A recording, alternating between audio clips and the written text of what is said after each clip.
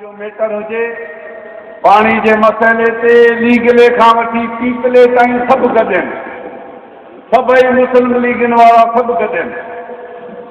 भली जमायत इस्लामी या ॿी जमायत जो को माण्हू हुजे, उहो बि पाणी जे छा ते पंजाबी सभु गॾु आहिनि। पंजाबी तव्हां ॾिसो, अदलिया जो मसइलो थियो, पंजाबी सभु हिकिड़े पासे बीही रहिया। अॼु बि पंजाब जे मसइले ते सभु पंजाबी गॾु आहिनि ऐं ही पीपला सिर्फ़ु पंहिंजी कुर्सी बचाइण जे कारण सिंध विकिणनि पिया।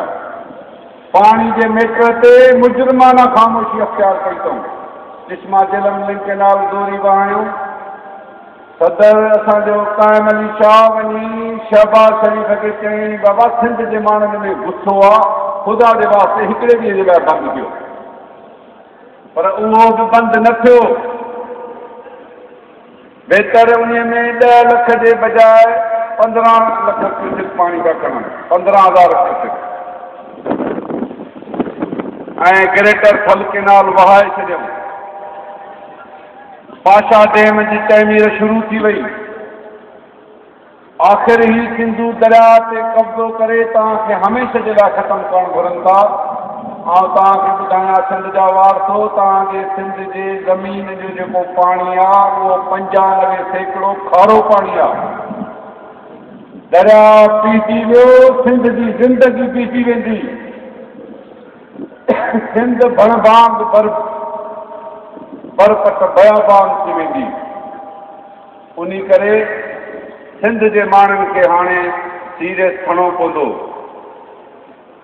मुंहिंजे साईं चयो त सिंध जी आज़ादी जेतिरे ताईं थिए जेतिरे ताईं क़ौमी मामलनि ते चुप न रहिजे। ऐं दावा सां चवां थो त GS क़ौमी महाज हर सिंध जे नंढे वॾे मसइले खां कॾहिं बि गाफ़िल न रही आहे।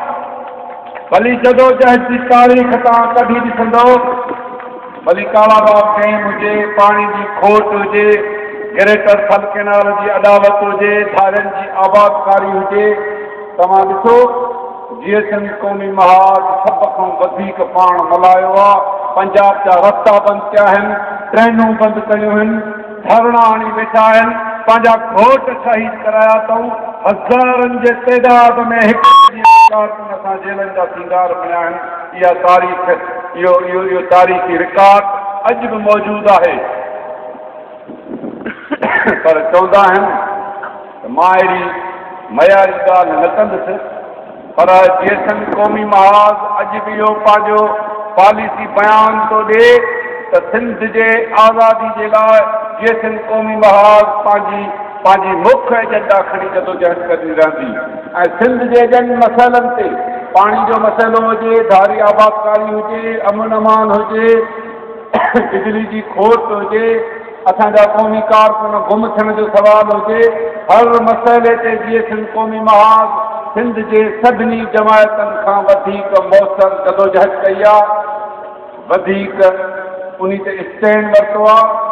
अॼु बि आउं वाज़े तौर ते ऐलान कयां थो त भली असां क़ौम परस्तनि जे इतिहाद